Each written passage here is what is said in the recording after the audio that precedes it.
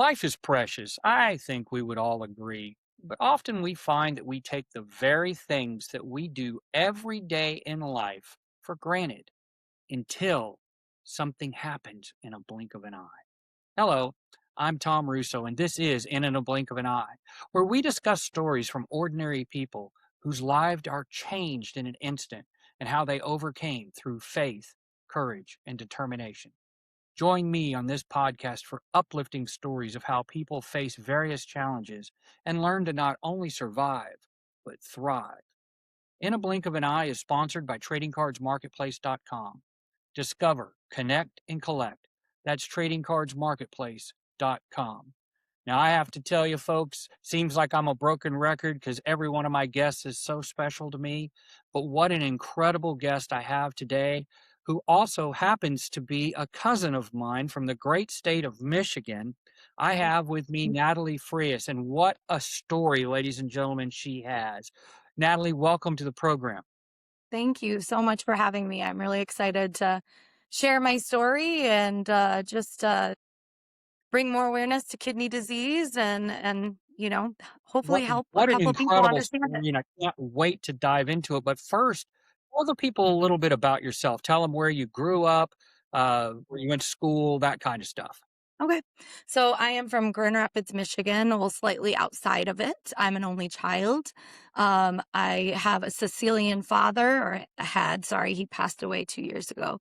Sicilian father, and my mother is Dutch. So we are very loud and we talk a lot. I grew up kind of in a small town. My dad owned a pizzeria and we lived on top of it. And so at a very young age, I was slinging pizzas and helping out in the restaurant, and which I believe taught me a great work ethic. I Absolutely. went to school at Hamilton High School. I was really big into choir and music and dance.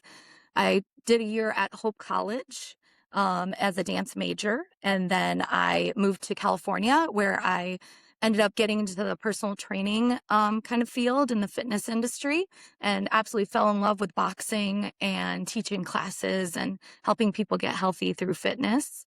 And I was out there for a good portion of years until I moved back here to Michigan.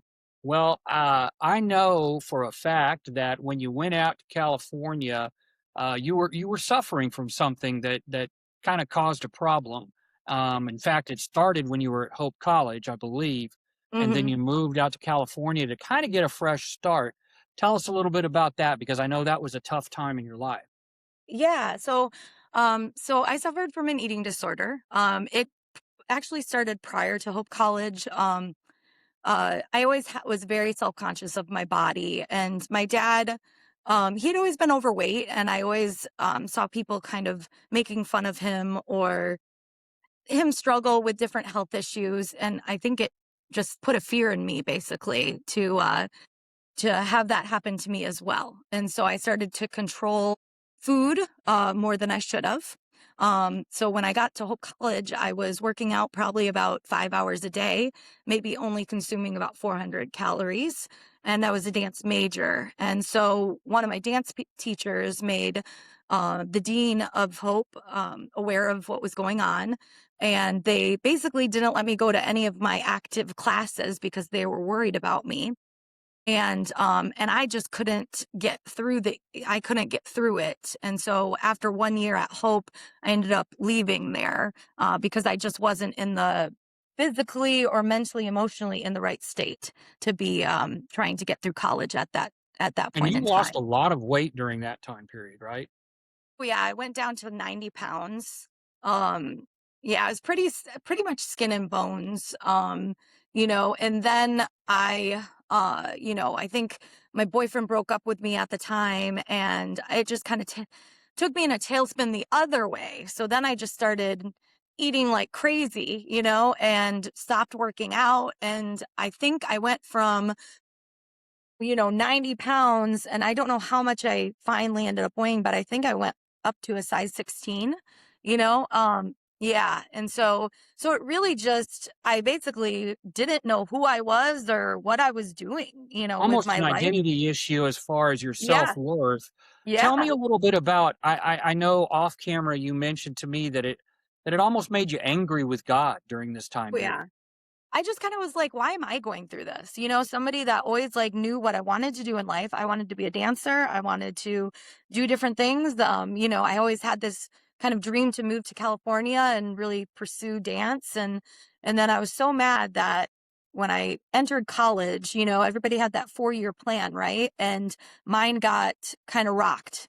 And so I was really angry. It just didn't make sense to me because I'd always been in my mind, a good person and trying to do the right thing. And I never, my parents always said how great of a child I was. So I just was so mad on like, why am I going through this, And when I was out in California, I struggled for a little bit with it, and, um, I finally, started getting, I don't know. It's like one day I stopped. One day I stopped overeating or trying to control my calories and just stopped worrying about the scale and started getting into the gym again and trying to fall in love with working out and being healthy. And what led me there um, was boxing. So I started boxing and really fell in love with the sport. And then as I got healthier, I started to understand kind of, well, maybe God had me go through this so that I could be a stronger person, you know? And And I that's a still, very healthy attitude. That's a yeah, hell how long did it take you to go down that road before you really started realizing that God had a plan all along? yeah. So it was like, I want to say junior year of high school, I started dabbling with the eating disorder.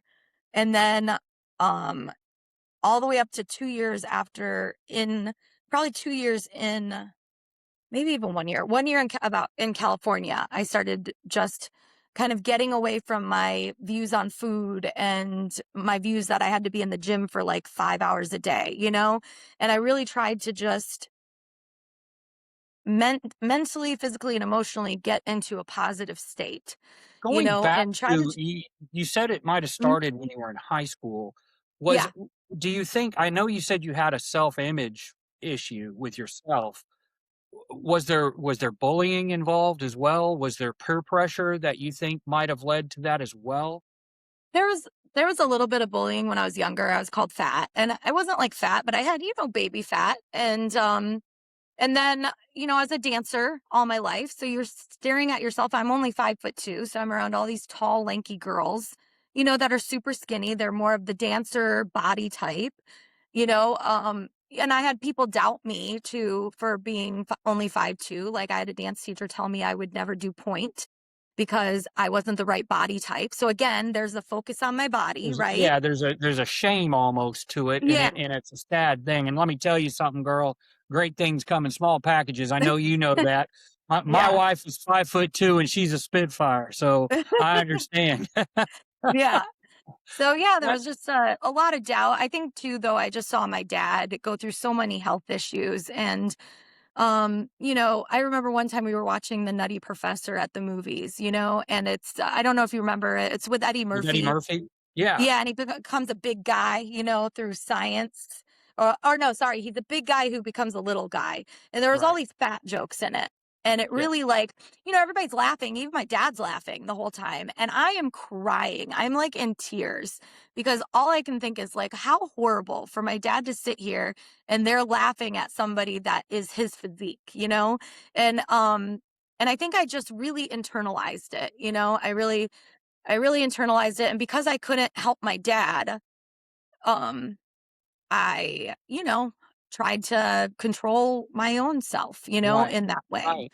So, So fast forward a little bit, you're in California, you kinda pull yourself out, finally, you realize God has a plan, and things start turning around. In fact, you reach out to a dating service, and you go on, I believe you said Match.com, and you started, a early level relationship with a young man. Um, yeah, so this was a number of years after the eating disorder. So I was out in California for 12 years. And okay, I would say about the 11th year, I put myself back through school. I got my certification to be a certified personal trainer. I was teaching boxing classes, teaching dance classes, all these different things. probably in the best shape of my life, honestly, that I've ever been in a healthy way.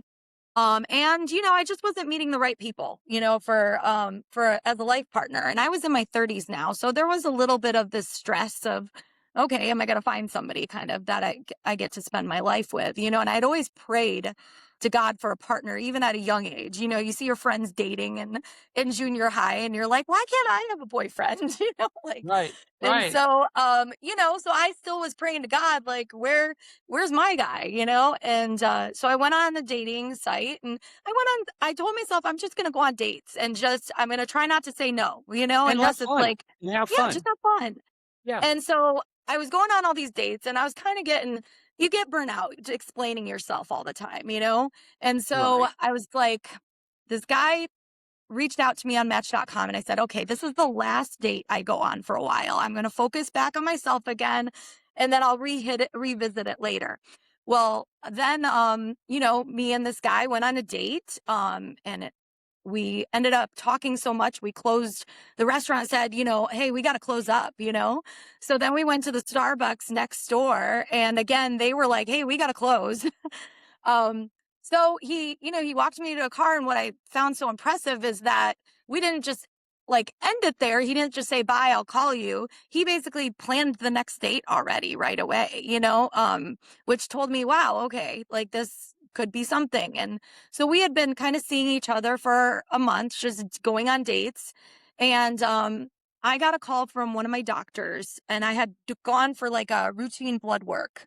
So I didn't have insurance at the time. And so if I ever had like a weird symptom, I would go in and, get something checked out. And the doctor at the time said, well, let's do some blood work. Because the thing that I didn't mention earlier, is that when I was younger, and this is the reason the doctor did the blood work, is I did have what they believe is I had strep throat.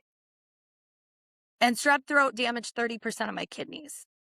And so I've known this whole time that my kidneys weren't amazing. And they even They said weren't fully functioning, they weren't right? fully functioning and they could get worse, they said. And they even said you probably can't have kids.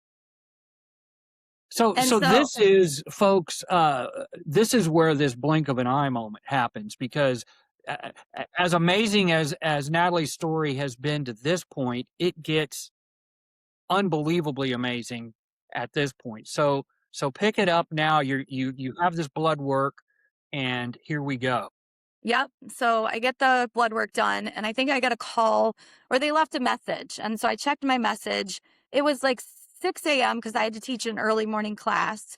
And the doctor basically said, you need to get to the ER immediately. Your blood work came back like he basically just said it's really bad. Like, I'm surprised you're alive, kind of thing. And so I went to the ER and I didn't have insurance at the time. I couldn't afford it. I was making decent money, but I just couldn't afford insurance. And so I paced probably for a half an hour outside of the ER and I called my mom and she's like, go in there. Who cares? We will figure it out. And so I went in there and they did an ultrasound and they couldn't hardly find my kidneys. They basically said they were the size of like a little bean. Um, yeah, basically a kidney bean. Yeah, And no pun intended, but yeah, no pun intended. And so when go ahead. sorry.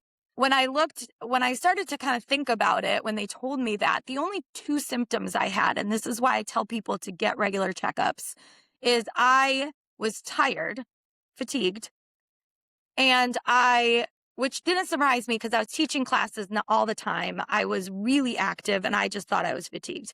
But the other one was I would get a cramp when I would yawn. So I would yawn and all of a sudden I would get this cramp in my neck, like a Charlie horse. Or if Wow. I'd go to adjust my shirt, I would go to kind of a cramp in my side. And I thought at the time I had been driving weekly to LA, 1 day a week to teach in LA because I was thinking about moving to LA. And I thought it was because of the driving, kind of back and forth. I think part of me didn't want to believe that it was my kidneys. Right. And so basically, I went right into the hospital. They had me on dialysis immediately through a port in my chest. And I was doing dialysis every day. And then they told me, as soon as the nephrologist came in, basically told me, your creatinine's 13, which it's supposed to be below zero, or not below zero, but like point 3, Really 4, 5, low. something like Yes. that. Low Yeah. number. Yeah. And they're like, you need, they're like, you need a kidney transplant. And at the time, I didn't understand what that meant. I didn't, they told me it takes a while. You either can get a living donor or deceased donor, but it still can take some time. You also have to have, depending on your insurance, you sometimes have to have about $20,000 up front before the surgery can be performed. Then the other things are the transplant might not last the lifetime. Some people get a transplant, it won't even work off the table. They get it done and then it just never ends up working. Some people have it up to 10, even 30 years, I've heard. It just depends. You can do everything right and still lose a kidney and still lose the transplant. Dialysis is, I learned there's two forms of dialysis: hemodialysis, which is the one most people know, which is through your blood. So machine, basically you get hooked up to a machine through your veins. So like a kind of like a IV, and it filters your blood out of the body. It cleans your blood and then it brings it back in. And it does this within 3 hours. So it does this process in only 3 hours, which your body does within like 24 hours. So, and that's why you get so tired afterwards. How often And did you have to do that? yeah, so I had to do that. At first, I was there for a month and I had to do it for a full month nonstop, like every day. That's how Every bad my day. blood was. Then it's usually 3 times a week through hemodialysis. But my fistula wouldn't work and I got a blood clot. I don't know if you can see that extended kind of artery. So I got a blood clot here. And so they had to take the port out immediately. They tried a fistula, but it didn't end up working. And so they had to put a catheter in my stomach and I had to start peritoneal dialysis. And what peritoneal dialysis is you hook yourself up to a machine at home every night. And this like sugary solution goes into your peritoneal cavity and it's like pulls the toxins out of your body through into your peritoneal cavity. And then you have your port or your, that catheter. It goes out your catheter through a tube that goes to your bathtub. And My goodness. yeah. And it does that probably 8 times through the night. It goes in, it fills your belly up so you feel kind of full. It sucks the toxins out and then it goes out the solution goes out your bathtub. So through this time period, Yeah. you had to be questioning God again. You had Oh, to. yeah. Oh, yeah, because I was doing dialysis for 2 years and none of my maybe one of my family members came forward to try to get tested. And so that was a thing I had to get over. The fact that nobody wanted to kind of step up and help me, especially since I was basically, I mean, you're dying. You really are dying. A machine's keeping me alive, basically. And so that was hard. But also, it was just like, why me? I'm in shape. I'm not a drinker. I've never smoked. I've done everything right. I was in the best shape of my life. I mean, I really was. Like, I Well, there's a just, lot of why me. I yeah, know I why, went through that as why well. me? I God, don't get why? I'm a this. good Yeah, person. You yeah, know what? But it's so difficult to get through those dark times yeah, when all you have is faith. That's really all yeah, you can rely on and pray and hope that God does have this plan that for yeah, some reason you're having to go through it. But there yeah, was a silver lining to this, Natalie. There is a silver lining. yeah. That that young man that you had been dating a little bit. Tell us Hmm. the story from there. Yeah. So, if we step back a second, I was in and out of the hospital. I was probably on my second or third month stay because of complications from dialysis. And he proposed in the hospital to me 4 months into our relationship. Um, I was in a hospital gown toting an IV cart and he got down on one knee and the nurses videotaped it. It was really sweet. And he So stayed at by that your point, side that whole time. I know he stayed by my side this whole time, which was pretty amazing, especially for a guy that only knew me for a month.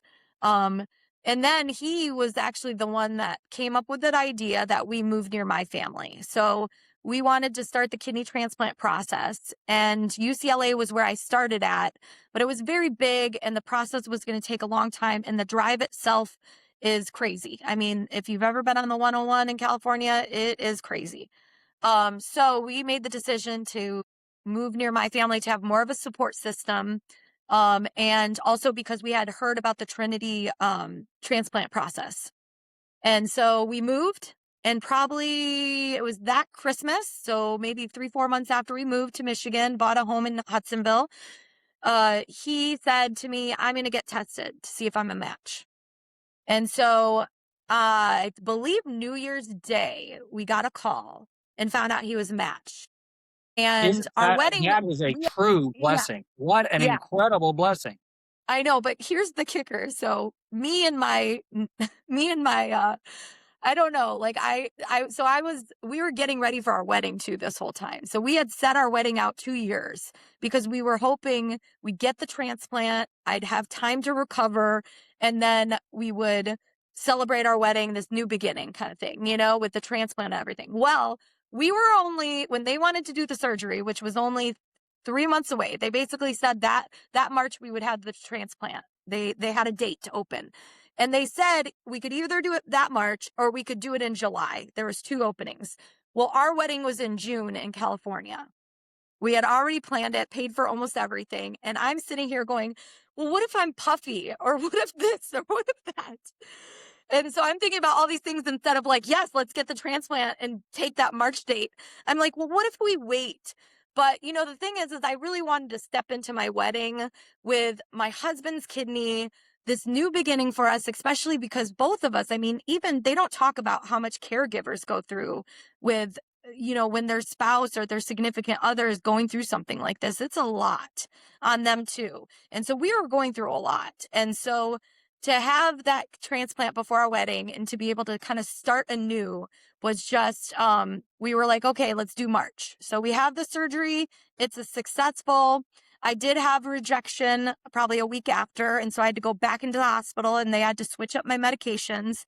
But the kidney was stable. We were able to fly to California, get married with all our friends and family around us. And even so, when we got married, I had posted on Match.com where we met. They have a blog area, and I had posted about our relationship, and they caught wind of it and called me, sent us flowers at the transplant, Match.com, and then they had contacted People magazine and the Today Show. And so 2 weeks before our wedding, when we were in California, kind of getting ready for it, we sat down with the Today Show and told our story. Um, Wow. I I know. mean, it took such a horrendous thing in your life, but to find out the special plan that God had all along to put this man in your life Yeah. and and to get you through all of this and to know that your story is being shared around the world, hopefully a little bit more after this episode. Hmm. But it just brings a tear of joy to my eye, and I love the love that you share with your husband because I see it on Facebook every day. I follow you on Facebook, and Yeah. I know that you mentioned something earlier that you had Yeah. been told you were never going to have kids, but Yeah. I know that that's Yeah. not true either.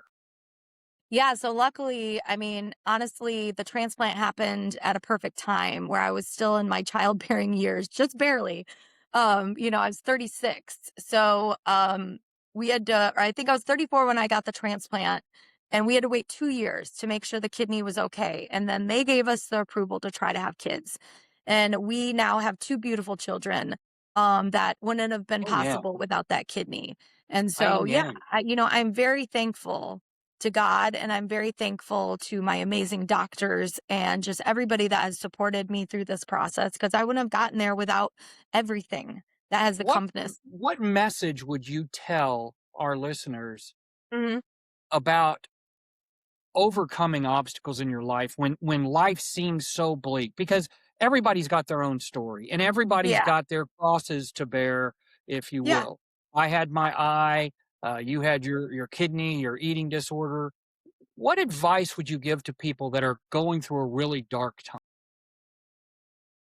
I think that sometimes it is really hard to see the light at the end of the tunnel when you're going through something pretty major, especially when it's health related.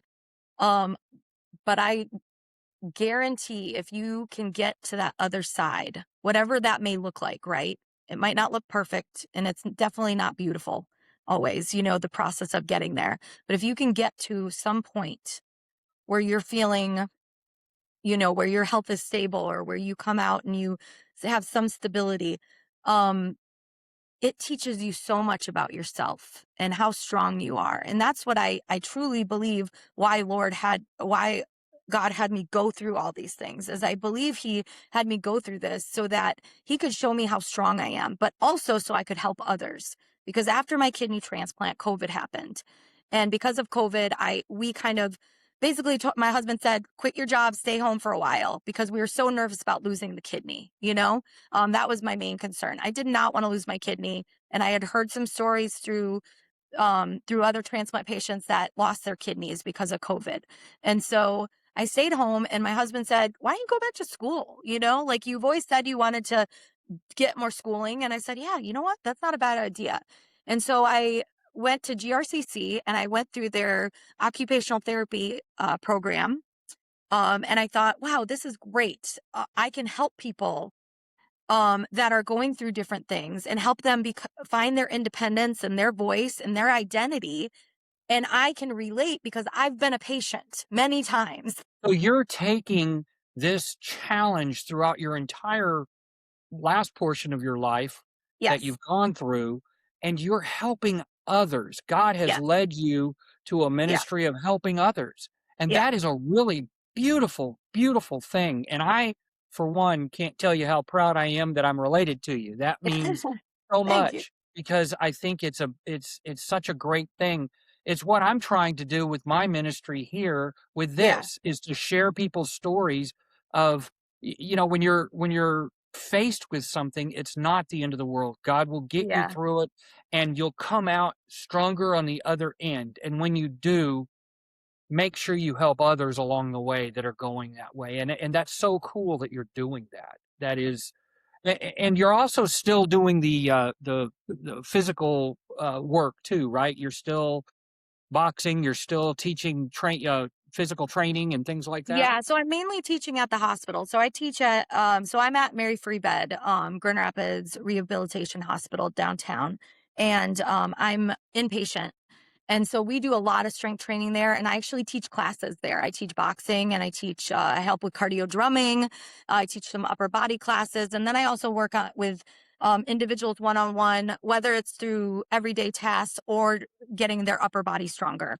And so I do a lot of that. And so I'm getting to use my personal training, but also I'm getting to connect on not only a personal level, but also trying to, un- you know, I might not understand their story. I might not understand exactly what they've gone through, but I've been there.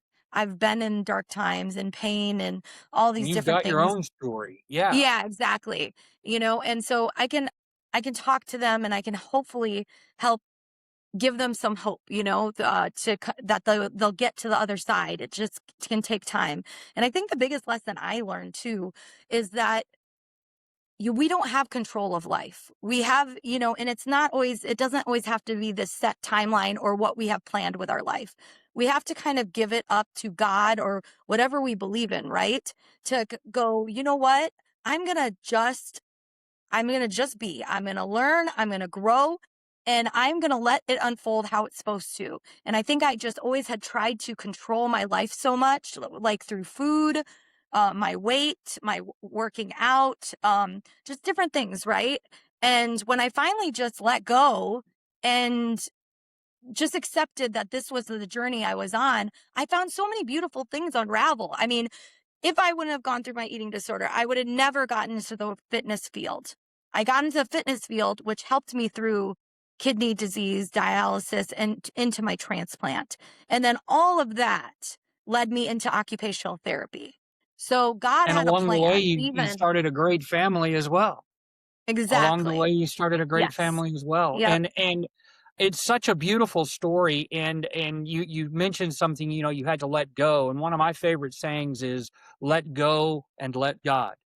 Mhm. And I think you embody that, and that's a beautiful, beautiful story, and Yeah. if you can believe it, we've already been talking 30 minutes, and we have talked about your wonderful story.